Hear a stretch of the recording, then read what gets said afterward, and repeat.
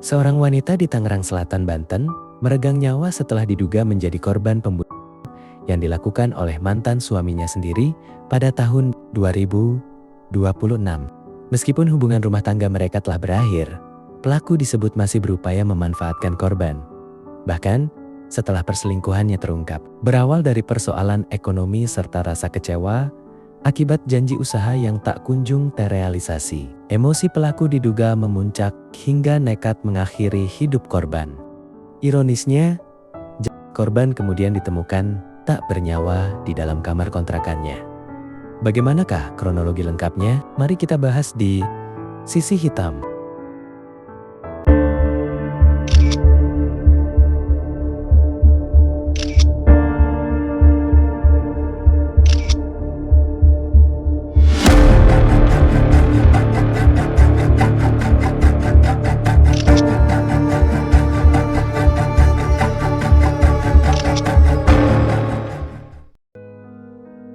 Di Kota Tangerang Selatan, Banten, tepatnya di kawasan Kelurahan Pakualam, Kecamatan Serpong Utara, tinggal seorang perempuan bernama Ilmia Tini yang lebih akrab dipanggil Tini.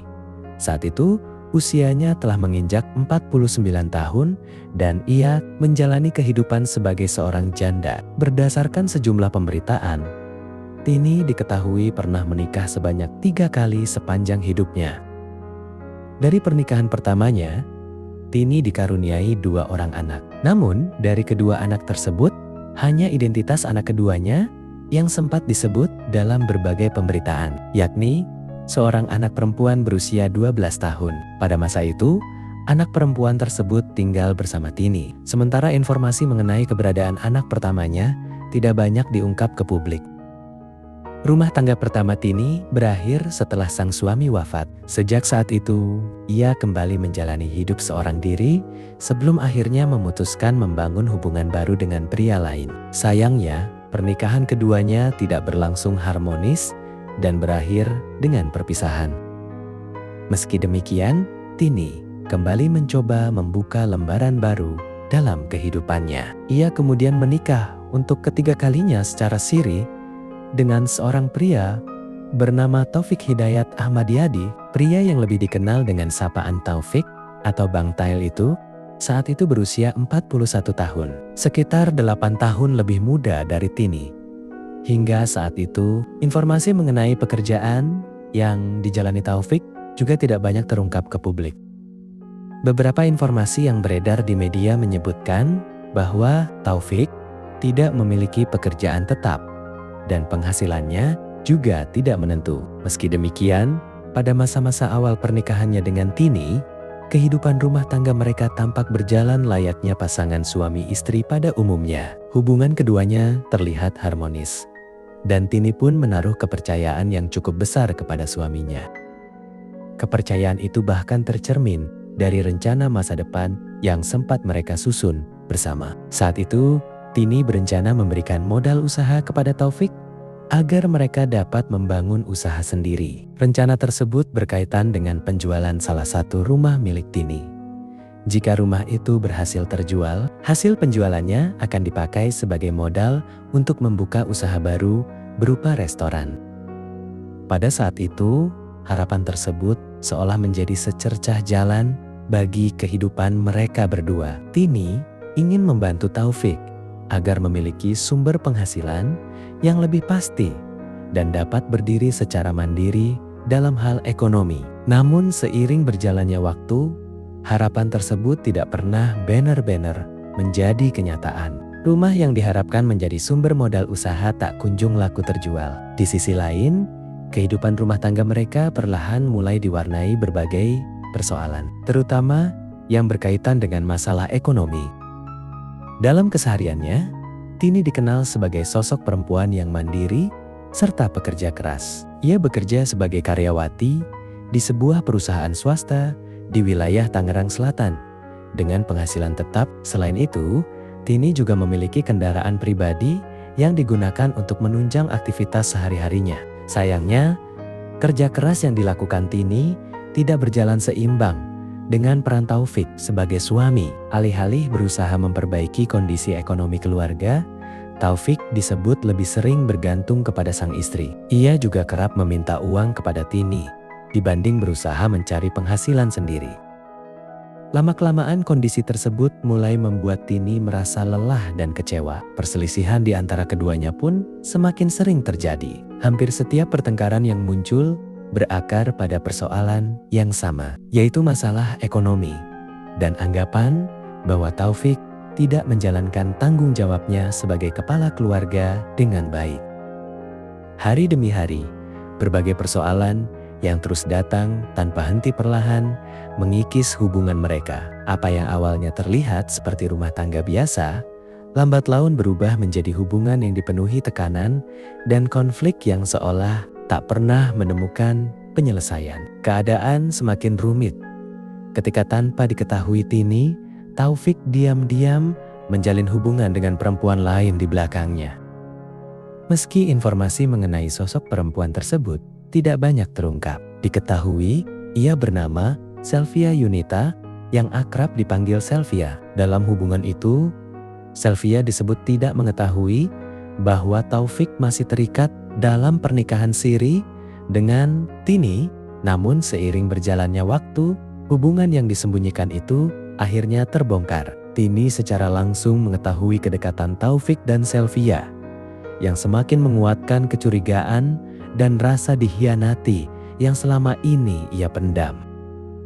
Apapun yang terjadi saat itu, peristiwa tersebut menjadi titik puncak dari berbagai masalah yang selama ini menumpuk. Kekecewaan mendalam membuat Tini kehilangan kepercayaan kepada Taufik. Setelah mempertimbangkan semuanya, ia mengambil keputusan besar untuk mengakhiri rumah tangga mereka. Perselingkuhan tersebut akhirnya menjadi alasan yang mengantarkan Tini pada keputusan untuk menceraikan Taufik.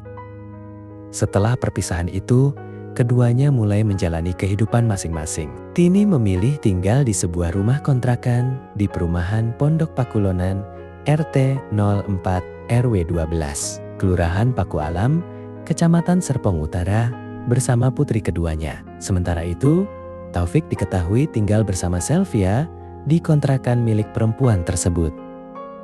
Meski hubungan mereka telah berakhir, Taufik rupanya belum sepenuhnya melepaskan ketergantungannya pada Tini. Ia masih beberapa kali menghubungi, bahkan mendatangi mantan istrinya itu. Namun kehadirannya bukan untuk memperbaiki hubungan yang telah kandas, melainkan lebih kepada kepentingan pribadinya. Taufik masih terus menyinggung janji lama terkait modal usaha restoran yang pernah dibicarakan. Padahal setelah perceraian terjadi, Tini tidak lagi melibatkan Taufik dalam rencana ataupun urusan pribadinya. Ironisnya, meski hubungan mereka telah berakhir sekitar 1 tahun setelah perpisahan itu, tepat menjelang April 2026, Taufik masih kerap mendatangi tempat tinggal Tini untuk meminta uang. Ia seolah memanfaatkan kedekatan yang pernah terjalin di masa lalu, berharap rasa kasihan dan empati Tini membuatnya terus memberikan bantuan finansial. Hingga akhirnya, situasi mencapai titik puncak pada Rabu, 15 April tahun 2026. Pada awalnya, hari itu berlangsung seperti hari-hari biasa. Tini bersama putrinya menjalani aktivitas tanpa ada tanda bahwa sebuah peristiwa besar akan terjadi. Keadaan mulai berubah saat malam tiba. Taufik kembali datang ke kontrakan. Tini dengan mengendarai sepeda motor Honda PCX hitam bernomor polisi B42040. Kedatangannya kali ini membawa tujuan tertentu. Ia mengajak Tini keluar rumah dengan alasan ingin memperbaiki hubungan yang selama ini dipenuhi berbagai persoalan. Walaupun keduanya sudah berpisah, entah karena masih ada secercah harapan atau keinginan menyelesaikan masalah yang belum tuntas, Tini akhirnya menerima ajakan tersebut. Mereka kemudian pergi bersama, berboncengan mengelilingi sejumlah ruas jalan di kawasan Tangerang Selatan. Belum diketahui secara pasti apa yang mereka lakukan selama berada di luar rumah. Namun satu hal yang jelas, perjalanan itu tidak berjalan dengan suasana yang hangat seperti yang mungkin dibayangkan. Justru sebaliknya, percakapan di antara mereka berubah menjadi adu argumen. Persoalan-persoalan lama kembali mencuat, mulai dari isu perselingkuhan, kesulitan ekonomi, hingga janji modal usaha yang menurut Taufik tak kunjung dipenuhi oleh Tini. Sepanjang perjalanan, emosi keduanya semakin sulit dikendalikan. Hingga sekitar jam 0:30 dini hari, mereka akhirnya kembali ke kontrakan Tini. Namun kepulangan tersebut tidak menghadirkan ketenangan. Pertengkaran yang sebelumnya sudah memanas justru ikut terbawa masuk ke dalam rumah dan semakin membesar ketika mereka kembali berada dalam satu ruangan. Di saat yang sama, Putri Tini berada di kamarnya sendiri. Tidak diketahui apakah saat itu ia sudah terlelap atau masih terbangun. Yang pasti, ia belum memahami sepenuhnya situasi yang sedang terjadi. Sementara itu, di dalam kamar Tini, suasana kembali memanas. Perdebatan antara Tini dan Taufik kembali pecah dengan tensi yang semakin tinggi. Kali ini, pertengkaran terjadi dengan emosi yang jauh lebih memuncak. Kata demi kata saling terlontar tanpa kendali, hingga seluruh masalah yang selama ini terpendam seolah pecah dalam satu waktu. Suasana yang awalnya hanya dipenuhi adu mulut berubah menjadi ledakan amarah yang semakin sulit dibendung. Pada suatu titik, Tini yang sudah tidak mampu lagi menahan emosinya melayangkan sebuah tamparan keras ke arah wajah Taufik. Tamparan itu seakan menjadi pemicu yang membuat emosi Taufik meledak. Dengan amarah yang memuncak, Taufik membalas dengan serangkaian pukulan yang diarahkan kepada Tini, disertai tarikan pada rambutnya hingga situasi di dalam kamar berubah semakin kacau dan mencekam. Tini berusaha mempertahankan diri dan mencari cara untuk menyelamatkan diri dari situasi tersebut. Ia berteriak meminta pertolongan sekuat tenaga di tengah kondisi yang semakin genting. Namun, Taufik tidak menghentikan tindakannya. Ia mendorong tubuh Tini hingga terjatuh ke lantai.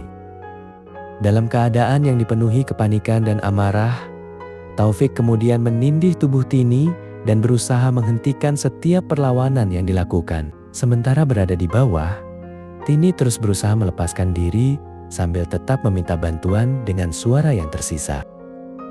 Di saat itulah Taufik dengan cepat menutup mulut sekaligus hidung Tini, menggunakan tangannya agar suaranya tidak terdengar keluar. Dalam posisi yang semakin terdesak, Tini masih mencoba bertahan. Namun tekanan yang terus diberikan membuatnya mulai kesulitan bernapas. Sedikit demi sedikit, tenaganya melemah. Teriakan yang sebelumnya terdengar keras berubah menjadi semakin pelan hingga akhirnya menghilang. Tubuh yang tadinya terus berusaha melawan, perlahan tidak lagi bergerak. Tak lama kemudian, Taufik menyadari bahwa Tini sudah berhenti melakukan perlawanan. Ia lalu melepaskan tangannya dan mencoba memastikan keadaan Tini dengan mendekatkan jarinya ke hidung korban. Saat itu ia menyadari tidak lagi ada hembusan napas. Taufik pun mengetahui bahwa Tini telah meninggal dunia. Namun, alih-alih panik, ia justru melakukan tindakan lain. Dengan tergesa-gesa, ia mengambil perhiasan yang dikenakan Tini, berupa sebuah gelang emas di pergelangan tangan, serta 2 cincin yang berada di jari korban. Seluruh barang tersebut dimasukkan ke dalam kantongnya sebelum kemudian ia berusaha menutupi jejak dari perbuatannya. Tubuh Tini yang sudah terbaring di lantai di sisi tempat tidur, kemudian diatur sedemikian rupa agar tampak seolah-olah sedang tertidur lelap. Bahkan, sebuah bantal sempat diletakkan di bawah kepalanya untuk memperkuat kesan tersebut. Setelah itu, tanpa menunggu lama, Taufik segera melarikan diri. Ia keluar lewat jendela kamar yang terhubung ke area dapur, lalu meninggalkan rumah melalui pintu belakang sambil bergegas pergi. Ketika Taufik berhasil keluar dari rumah kontrakan itu dan hendak menyalakan sepeda motornya, ia tiba-tiba berpapasan dengan seorang warga yang sebelumnya sempat mendengar suara teriakan dari dalam kontrakan Tini. Berusaha terlihat tenang dan tidak menimbulkan kecurigaan, Taufik mengatakan bahwa tidak terjadi apa-apa dan semua dalam keadaan baik-baik saja, seolah situasi di dalam rumah berjalan normal. Setelah itu, ia segera pergi meninggalkan lokasi dan menuju kontrakan milik pacarnya, Selvia. Sementara itu, Warga yang sempat bertemu dengannya tidak merasa ada hal yang mencurigakan. Kondisi di sekitar rumah kembali terlihat tenang, seakan tidak pernah terjadi sesuatu. Namun, ketenangan tersebut ternyata hanya berlangsung sesaat. Tak lama setelah Taufik meninggalkan kontrakan Tini, sekitar jam 1:30 dini hari, situasi di dalam rumah mulai berubah. Putri kandung Tini perlahan merasakan bahwa ada sesuatu yang tidak beres. Sebelumnya, ia sempat mendengar suara keributan yang berasal dari kamar ibunya. Namun karena diliputi rasa takut, ia memilih tetap berada di kamarnya dan tidak berani keluar. Ketika suara keributan itu akhirnya berhenti, suasana rumah justru berubah menjadi sangat sunyi. Keheningan itu membuat perasaannya semakin tidak tenang. Dengan rasa takut yang bercampur cemas, ia akhirnya memberanikan diri keluar dari kamar untuk memastikan keadaan ibunya. Saat menuju kamar sang ibu, ia melihat ibunya terbaring di lantai dengan posisi seperti sedang tertidur. Perlahan ia mendekat, lalu mencoba membangunkannya. Namun tidak ada respons sedikit pun. Saat itulah ia mulai menyadari bahwa sesuatu yang buruk telah terjadi. Dalam kondisi panik dan ketakutan, ia menangis histeris sambil memanggil nama ibunya berulang kali. Setelah melihat ibunya tetap tidak bergerak, ia pun segera berlari keluar rumah untuk meminta bantuan kepada warga sekitar. Tangisan itu segera menarik perhatian warga sekitar. Beberapa orang mulai berdatangan dan berusaha menenangkan Putri Tini yang terlihat sangat ketakutan. Di tengah suasana yang dipenuhi kepanikan dan rasa penasaran, warga mencoba mencari tahu apa yang sebenarnya telah terjadi. Meski belum ada yang berani masuk lebih jauh ke dalam kamar. Pada waktu yang hampir bersamaan, seorang petugas keamanan setempat bernama Pardali melintas di depan rumah Tini. Awalnya Pardali belum memahami situasi yang sedang terjadi. Ia melihat Putri Tini bersama beberapa warga berkumpul di halaman rumah. Merasa ada sesuatu yang tidak biasa, ia segera mendekat dan masuk ke dalam rumah untuk memeriksa keadaan. Namun saat berada di depan kamar, pandangannya langsung tertuju pada sosok Tini yang terbaring di lantai. Saat itu juga Pardali menyadari bahwa keadaan sudah sangat genting. Ia memilih untuk tidak menyentuh korban dan segera mengambil langkah dengan melaporkan kejadian tersebut. Ia langsung menghubungi ketua RT setempat, kemudian bersama-sama meneruskan informasi itu kepada pihak kepolisian. Tak lama berselang, aparat dari Polsek Serpong Utara tiba di lokasi rumah kontrakan tersebut. Setibanya di sana, petugas segera mengamankan area sekitar dan memulai proses olah tempat kejadian perkara. Warga yang sebelumnya berkumpul di sekitar lokasi diminta menjaga jarak agar proses penanganan berjalan lancar. Di dalam rumah, petugas melakukan pemeriksaan awal terhadap kondisi korban. Saat itulah Tini ditemukan sudah dalam keadaan meninggal dunia, terbaring di lantai kamar, tepat di samping tempat tidur, serta dekat dengan lemari. Dari hasil pemeriksaan awal, petugas menemukan sejumlah indikasi adanya kekerasan pada tubuh korban, terutama di area wajah dan leher. Temuan tersebut semakin memperkuat dugaan bahwa korban mengalami tindak kekerasan yang berujung pada hilangnya nyawa. Setelah proses identifikasi di lokasi selesai dilakukan, jenazah Tini kemudian dievakuasi oleh petugas dan dibawa ke Rumah Sakit Umum Daerah Kabupaten Tangerang guna menjalani pemeriksaan lanjutan, termasuk proses autopsi untuk memastikan secara pasti penyebab kematiannya berdasarkan hasil medis.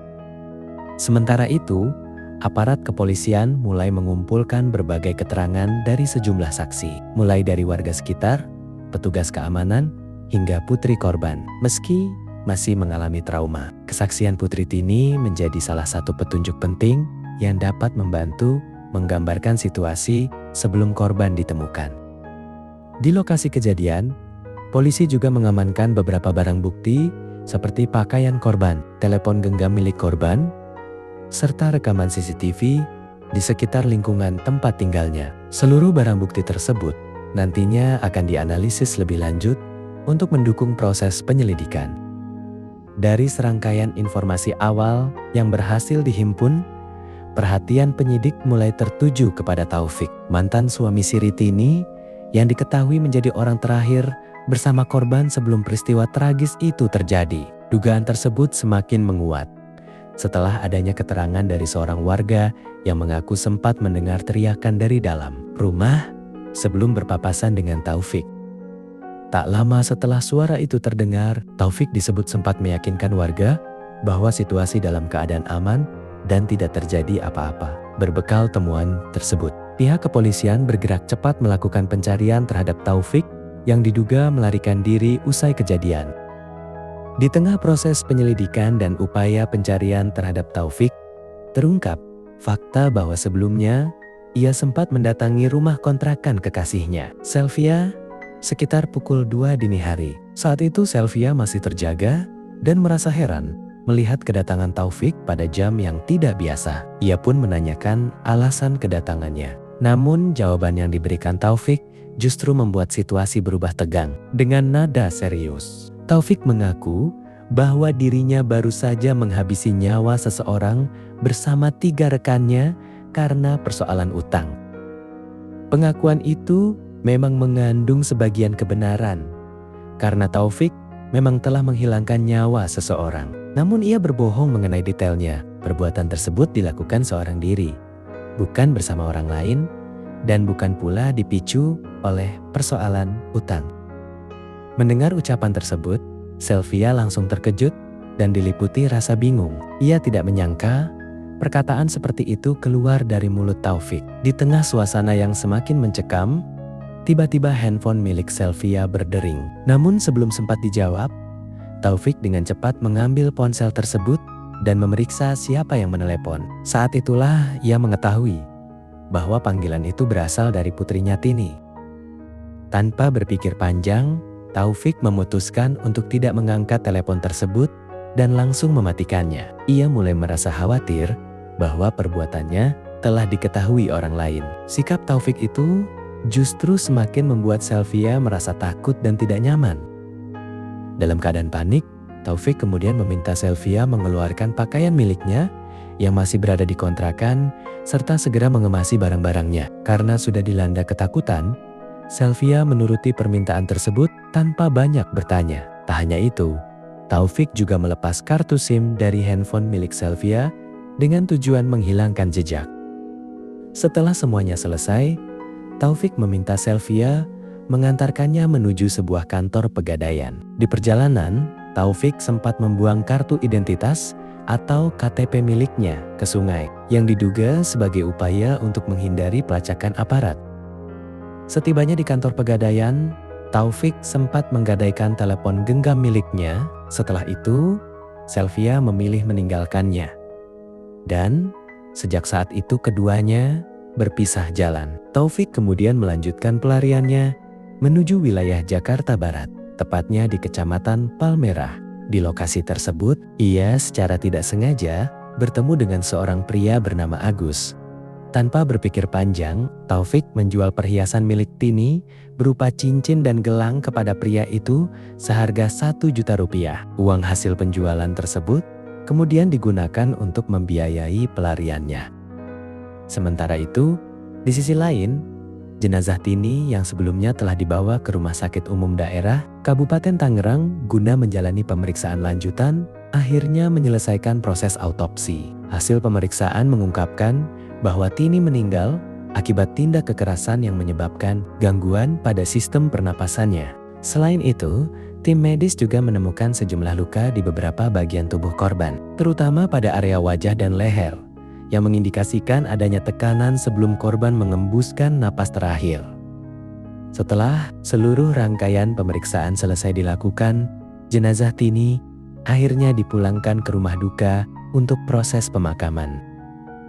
Kepulangan jenazah Tini disambut suasana duka yang begitu mendalam oleh pihak keluarga. Isak tangis pun pecah mengingat Tini pergi dengan cara yang sangat tragis. Putrinya terlihat sangat terpukul atas musibah yang menimpa sang ibu. Ia harus menerima kenyataan pahit, kehilangan sosok yang selama ini menjadi tempat bersandar dan sumber kasih sayang dalam hidupnya.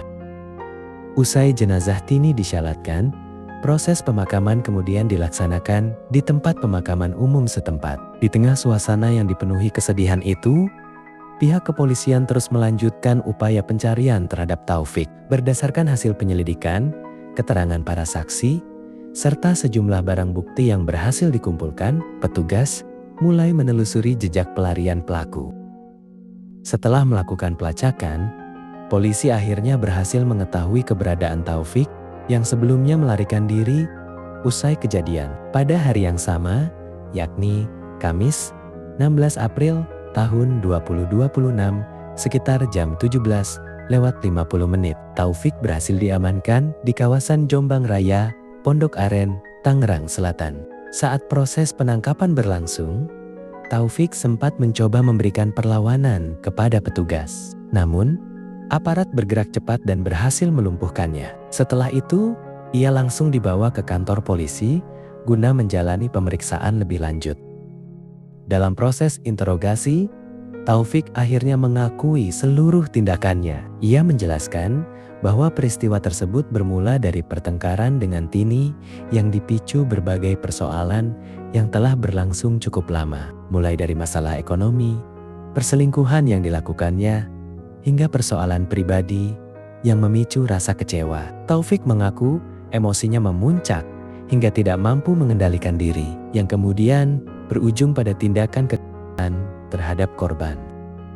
Tak hanya itu, Taufik juga mengakui bahwa setelah memastikan Tini meninggal dunia, ia mengambil sejumlah perhiasan milik korban. Perhiasan tersebut kemudian dijual untuk memenuhi kebutuhan selama dirinya melarikan diri. Dari tangan pelaku, polisi juga berhasil mengamankan sejumlah barang bukti. Di antaranya sisa uang hasil penjualan perhiasan senilai Rp900.000, pakaian yang digunakan saat kejadian, handphone, serta sepeda motor milik pelaku. Setelah proses penangkapan dilakukan, pihak kepolisian turut meminta keterangan dari Selvia yang diketahui merupakan kekasih Taufik. Dari keterangan Selvia, pihak kepolisian mendapatkan informasi tambahan mengenai aktivitas dan pergerakan Taufik setelah peristiwa tersebut terjadi. Informasi itu juga mencakup pengakuan yang sempat disampaikan pelaku kepadanya, termasuk dugaan upaya yang dilakukan untuk menghapus atau menghilangkan jejak. Setelah seluruh bukti serta keterangan saksi dikumpulkan dan dianalisis, polisi akhirnya resmi menetapkan Taufik sebagai tersangka. Kini, ia harus mempertanggungjawabkan perbuatannya di hadapan hukum. Taufik dijerat dengan beberapa pasal, di antaranya pasal 458 KUHP terkait tindak pidana penghilangan nyawa, pasal 459 KUHP mengenai penghilangan nyawa yang direncanakan, serta pasal 479 KUHP tentang pencurian dengan kekerasan dengan ancaman hukuman paling berat berupa pidana penjara seumur hidup. Kasus ini menjadi pengingat bahwa masalah ekonomi, rasa kecewa, dan emosi yang tidak terkendali dapat berubah menjadi tragedi yang menghancurkan banyak kehidupan. Tidak ada persoalan yang seharusnya diselesaikan dengan kekerasan, karena satu keputusan dalam hitungan detik bisa meninggalkan penyesalan seumur hidup. Dan di balik kasus ini, ada seorang anak yang harus menerima kenyataan pahit, kehilangan sosok ibu yang selama ini menjadi tempatnya bersandar. Bagaimana menurut kalian tentang kasus ini? Tulis pendapat kalian di kolom komentar. Jangan lupa like, subscribe, dan aktifkan lonceng notifikasi agar tidak ketinggalan kisah-kisah lainnya. Sampai jumpa di video berikutnya.